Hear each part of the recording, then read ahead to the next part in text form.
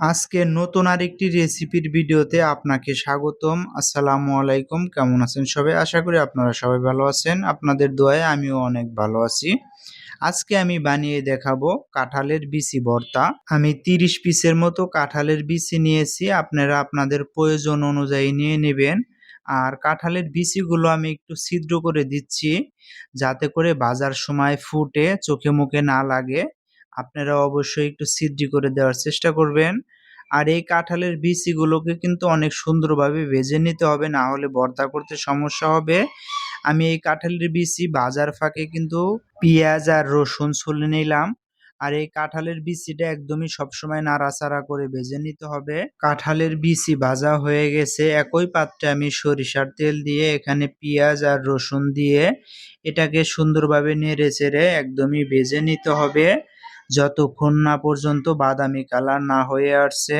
আজকে আমি এই কাঁঠালের বিচি ভর্তাটা শুকনা মরিচ দিয়েই করব, তাই আমি এখানে 6-7 পিসের মতো শুকনা মরিচ দিয়ে দিলাম। একই সাথে আমি ভেজে নিচ্ছি। আপনারা চাইলে কিন্তু কাঁচা মরিচ দিয়েও এই ভর্তাটা করে নিতে পারবেন। কাঁঠালের বিচিগুলো ঠান্ডা হয়ে গেছে, আমি খোসাগুলো এক এক করে সবগুলো ছাড়িয়ে নেব। বিচিগুলো কিন্তু একদমই সুন্দরভাবে ভাজা হয়েছে, একদম ভিতর পর্যন্ত কিন্তু মচমচে বা সিদ্ধ হয়ে গেছে। কাঁঠালের বিচির যে লাল যে আবরণটা আছে, এটাও কিন্তু চাইলে আপনারা ছুলে নিতে পারেন। আমার হাতে সময় কম ছিল, তাই আমি এভাবেই ভর্তা বানিয়ে নিয়েছি। আগে থেকে ভেজে রাখা যে রসুন আর পেঁয়াজ আর শুকনা মরিচ, এগুলো আমি পাটার উপরে নিয়ে নিলাম।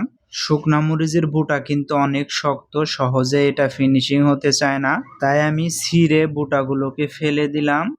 এরপরে আমি শিলপাটার সাহায্যে আজকের ভর্তাটা বানাবো। আপনারা চাইলে কিন্তু আপনাদের বাসায় যদি ব্লেন্ডার থাকে, ব্লেন্ডার দিয়েও কিন্তু এই ভর্তাটা করে নিতে পারবেন। তবে আমার কাছে ব্লেন্ডারের ভর্তার চাইতে কিন্তু এই শিলপাটায় বেটে ভর্তা বানালেই কিন্তু খেতে অনেকটাই বেশি মজা লাগে।